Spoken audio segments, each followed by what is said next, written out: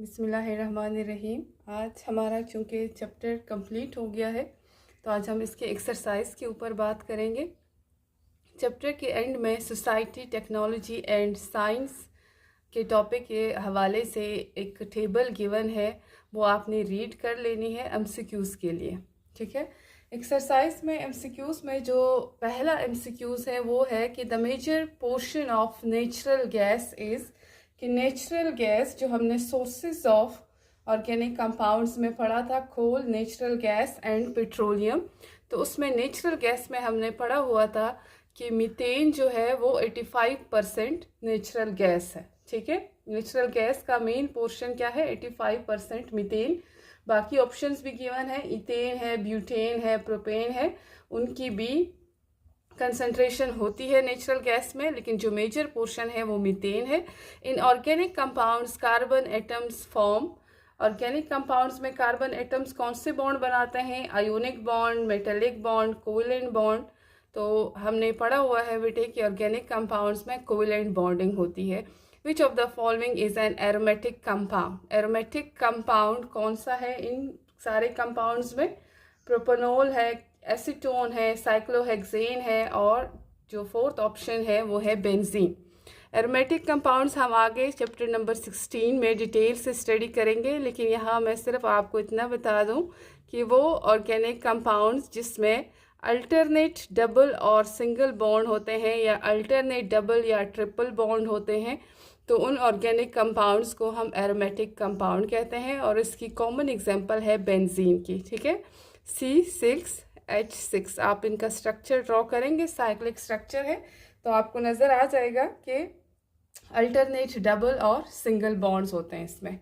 There are few homologous series of compounds. The existence of homologous series is due to functional group. ठीक है। Functional group की वजह से homologous series बनते हैं। जिन कंपाउंड्स में सेम फंक्शनल ग्रुप होगा उनकी एक ही होमोलोगस सीरीज होगी। ठीक है। फॉर एग्जांपल अल्केन एक होमोलोगस सीरीज है, अल्कीन।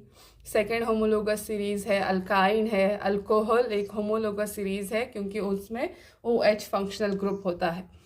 फिफ्थ ऑप्शन हमारे पास है, fifth MCQ, select from the following the one which is alcohol. Alcohol, अगर बेटे आपको फंक्शनल ग्रुप का पता होगा तो आप ऐसे एमसीक्यूज को इजीली करेक्ट कर सकते हैं। ठीक है। ROH, और इसको हम लिखते हैं CH3CH2OH। आर बेटे हम कहते हैं अल्काइल ग्रुप को। ठीक है। अल्केन में जब एक हाइड्रोजन या एक से ज़्यादा हाइड्रोजन एटम और ग्रुप ऑफ एटम से रिप्लेस हो जाते हैं तो उस अल्केन से हमारे पास बनता है अल्काइल। ठीक हो गया, तो जिसको हम जनरली R से रिप्रेजेंट करते हैं। सिक्स्थ है, Lassaigne solution is prepared for the detection of elements in organic compound which metal is used? Sodium metal हम यूज़ करते हैं। ठीक है। देन है हमारे पास which when silver nitrate is added to lysine solution which color is formed for iodine? ये भी हमने कल ही बेटे पढ़ा हुआ है कि जब आप ट्रीट करते हैं लिजाइन सोल्यूशन को सिल्वर नाइट्रेट के साथ तो जो आपके पास आयोडीन बनेगा, सिल्वर आयोडाइड जो बनता है, उसका डीप येलो कलर होता है। और जो लिजाइन सोल्यूशन है उससे हम फ्लोरीन को नहीं डिटेक्ट कर सकते। ठीक हो गया।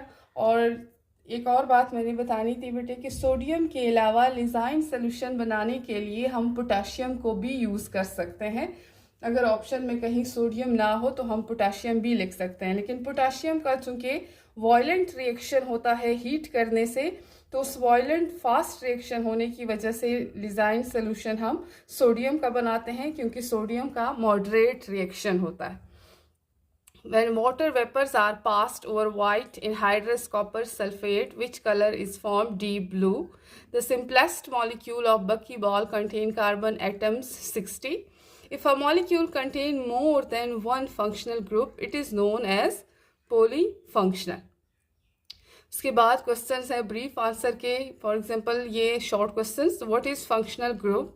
A functional group is an atom or group of atoms in a molecule that gives the molecule its characteristics, chemical properties is called functional group.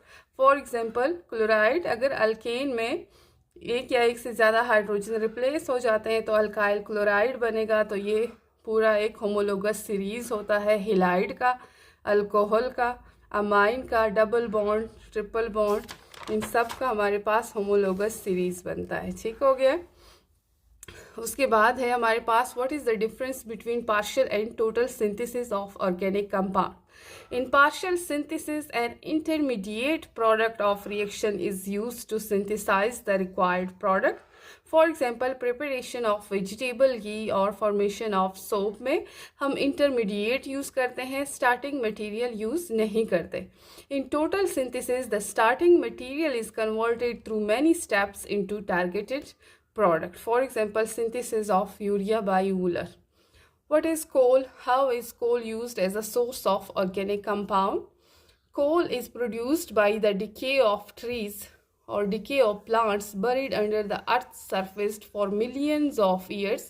Due to high pressure and temperature and bacterial action, they got converted into coal. Coal is used as a source of organic compounds after its destructive distillation. Now, what is destructive distillation? The distillation carried out in the absence of air is called destructive distillation. और इसके साथ मैंने note लिखा हुआ है कि अगर ये 3 मार्क्स से ज़्यादा का आपने आंसर देना है, 3 मार्क्स से ज़्यादा का क्वेश्चन है, तो आप इसके साथ जो फ्लो शीट डायग्राम बना के दी थी आप वो भी साथ में बना सकते हो। What is homologous series? A homologous series is a series of compounds in which adjacent members differ by a CH2 unit or 14 molar mass.